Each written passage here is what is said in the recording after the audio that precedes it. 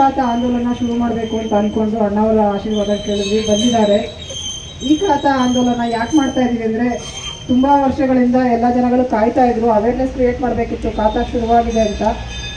ಖಾತಾ ಬಗ್ಗೆ ತಮಗೆ ಏನೇ ಮಾಹಿತಿ ಬೇಕಿದ್ರು ಈಗ PDO ಸರ್ ಹೇಳಿದ್ದಾರೆ. ಅದರ ಮೇಲೆ ನಾವು ಡೌಟ್ ಇದ್ದರೆ ಪಂಚಾಯಿತಿ ಕಚೇರಿಯಲ್ಲಿ ತಾವು ಪಡ್ಕೊಳ್ಬೋದು. ಒಂದು ಮಾಹಿತಿ ಮಾತ್ರ ರೆವಿನ್ಯೂ ಕಟ್ಟಲ್ವ ಸರ್? ಏಪ್ರಿಲ್ 7, 2020 ಹಿಂದೆ ಒಂದು ಕೈ ಬದಲಾಗಿರಬೇಕು, ಒಂದು ಚೇಂಜ್ ಆಗಿರಬೇಕು. GP ಆಗಿರಬಾರ್ದು, GPಯನ್ನು ಕನ್ಸಿಡರ್ ಮಾಡಲ್ಲ, ಅಗ್ರಿಮೆಂಟ್ ರಿಜಿಸ್ಟರ್ ಆಗಿದ್ರು ಕನ್ಸಿಡರ್ ಮಾಡಲ್ಲ. ಆಮೇಲೆ ಒಂದು ಎಕರೆಯಲ್ಲಿ 20 ನಿವೇಶನ ಮಾಡಿದರೆ 10 ನಿವೇಶನ ಸೇಲ್ ಆಗಿದೆ, ಇನ್ನು 10 ನಿವೇಶನ ಸೇಲ್ ಆಗದೆ ಇರ್ತದೆ. 10 ನಿವೇಶನ ಏನು ಸೇಲ್ ಆಗಿದೆ ಅದಕ್ಕೆ ಮಾತ್ರ 11B ಮಾಡಿಕೊಡ್ತೀವಿ. ಇನ್ನು 10 ನಿವೇಶನ ಸೇಲ್ ಆಗದೆ ಇದ್ರೆ ಅದಕ್ಕೆ ಖಾತಾ ಮಾಡೋಕ್ಕೆ ಬರಲ್ಲ. ಆ ಖಾತಾ ಮಾಡಬೇಕು ಅಂತ ಹೇಳಿದ್ರೆ ಉಂಡೆ ಖಾತೆ ಯಾರ ಹೆಸರು RTC ಓನರ್ ಇರ್ತಾರೆ ಅವ್ರ ಹೆಸರು ಮಾಡ್ತೀವಿ.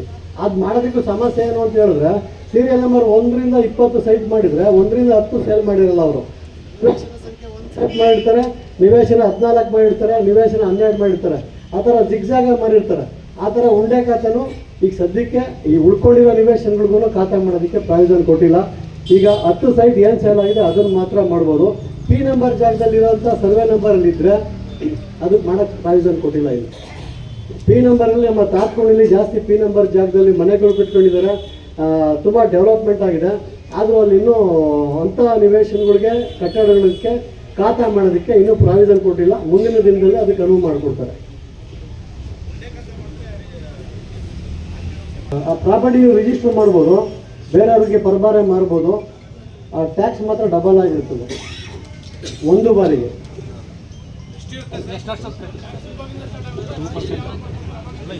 2016ರಿಂದ ಸರ್. ಹಾಂ, 2016ರಿಂದ ಇಲ್ಲ ಇಲ್ಲ. ಅವಾಗಲೇ ಹೇಳಿದೆ ನಿಮಗೆ, 0.2 ಇಂದ 0.5. ನಮ್ಮಲ್ಲಿ ಈಗ ಟ್ಯಾಕ್ಸ್ ಏನಾಗಿದೆ ಅಂತ ಹೇಳಿದ್ರೆ, ಫಸ್ಟು ಒಂದೊಂದು ಪಂಚಾಯತಿನೂ 4 ವರ್ಷದ ಅವರವರ ಗ್ರಾಮ ಪಂಚಾಯತಿಲಿ ಇಟ್ಕೊಂಡು ನಿರ್ಣಯ ಇಟ್ಕೊಂಡು ತೆರಿಗೆ ಪರಿಷ್ಕರಣೆ ಮಾಡ್ಕೊಳ್ತಾ ಇದ್ದೋ. ಈಗೇನಾಗಿದೆ, ಸರ್ಕಾರ ಏಕ ರೀತಿ ಇರಬೇಕು ಅಂತ ಹೇಳಿ ಆಯಾ ಏರಿಯಾ ಸಬ್ ರಿಜಿಸ್ಟರ್ ವ್ಯಾಲ್ಯೂ ಏನಿದೆ ಅದ್ರ ಮೇಲೆ 0.2 ಇಂದ 0.5% ಹೇಳಿ ಸರ್ಕಾರನೇ ನಿಗದಿ ಮಾಡಿದೆ. ಈಗ ನಮ್ಮಲ್ಲಿ 30-40 ಸೈಟ್ಗೆ 3024 ರೂಪಾಯಿ ಬರ್ತದೆ SR ವ್ಯಾಲ್ಯೂ ಮೇಲೆ. ಆಮೇಲೆ ನಮ್ಮಲ್ಲಿ ಅಗ್ರ ಗ್ರಾಮಕ್ಕೆ ಒಂದು SR ವ್ಯಾಲ್ಯೂ ಇದೆ, ಈ ಕಡೆ ಭಾಗಕ್ಕೆ ಒಂಥರ ಇದೆ. ಆ ಏರಿಯಾ SR ವ್ಯಾಲ್ಯೂ ಮೇಲೆ ಟ್ಯಾಕ್ಸ್ ಫಿಕ್ಸ್ ಮಾಡ್ತಾರೆ. ಯಾಕೆಂದ್ರೆ ಅಣ್ಣವ್ರನ್ನ ತುಂಬಾ ವರ್ಷದಿಂದ ನೋಡ್ತಾ ಇದೀವಿ. ಯಾಕೆಂದ್ರೆ MLA ಅವರು ಅಂತ ಹೇಳಿದ್ರೆ ನೀವು ದೂರದಿಂದ ನೋಡ್ತೀರಾ, ಅವ್ರೇನೋ ಚೆನ್ನಾಗಿ ಬರ್ತಾರೆ ಇಲ್ಲ ಬರ್ತಾರೆ ಅಂತ ಅನ್ಕೊಂತೀರಾ. ಹತ್ತರಿಂದ ನೋಡಿದವ್ರು ನಾವೇನು ಅನ್ಕೊಂತೀವಿ, ಅವ್ರು ಬೆಳಿಗ್ಗೆ 10 ಕಾರ್ಯಕ್ರಮ, ಸಾಯಂಕಾಲ 10 ಕಾರ್ಯಕ್ರಮ. ನಾವೊಂದು ಗುರುಪ್ರವೇಶಕ್ಕೆ ಹೋಗ್ಬೇಕು, ಒಂದು ಮದುವೆಗೆ ಹೋಗ್ಬೇಕು ಅಂದ್ರೆ ಸುಸ್ತಾಗ್ಬೋದು ಮನೆ ಕೂತ್ಕೊಂಡ್ಬಿಡ್ತೀವಿ. ನಾವು ಅವಶ್ಯಕತೆ ಇಲ್ಲ ನಮ್ಗೆ, ಯಾಕೆಂದ್ರೆ ನಾವೇನು ರಾಜಕೀಯದಲ್ಲಿ ಇರೋದಿಲ್ಲ. ಆದ್ರೆ ಅವ್ರ ಅವಶ್ಯಕತೆ ಕಂಪಲ್ಸರಿ ಹೋಗ್ಲೇಬೇಕಿಲ್ಲ, ಮುನ್ಸ್ಕೊಂಡ್ಬಿಡ್ತಾರೆ ಒಬ್ರು.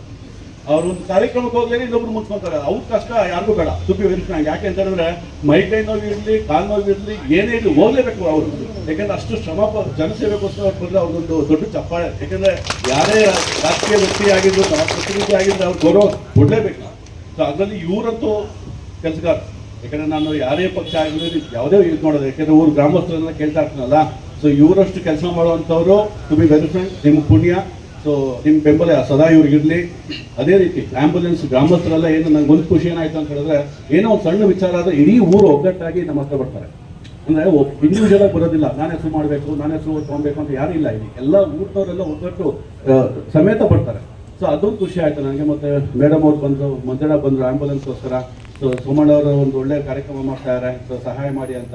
ಸೊ ಇಂದು ಮುಂದೆ ನೋಡ್ತಾರೆ ನಿಮ್ಗೆ ನನ್ನಿಂದ ಏನು ಅನುಕೂಲ ಬೇಕೋ ನಾವು ಮಾಡ್ತೀವಿ ಗ್ರಾಮಸ್ಥರು. ಯಾಕೆಂದ್ರೆ ನಿಮ್ಮ ಗ್ರಾಮದಲ್ಲಿ ನಾನಿರೋದು, ಸೊ ನಾನು ನಿಮ್ಮವನ್ನ ಆಗಬೇಕು. ಸೊ ಆಂಜನೇಯ ಸ್ವಾಮಿ ಆಶೀರ್ವಾದದಿಂದ ಇಷ್ಟೆಲ್ಲ ಆಗಿದೆ. ಸೊ ಊರಿಗೆ ಒಳ್ಳೇದಾಗಲಿ, ಎಲ್ರಿಗೂ ಒಳ್ಳೇದಾಗಲಿ, ಅನುಕೂಲ ತಗೊಳ್ಳಿ, ದೇವ್ರು ಒಳ್ಳೇದು ಮಾಡಿ. Thank you.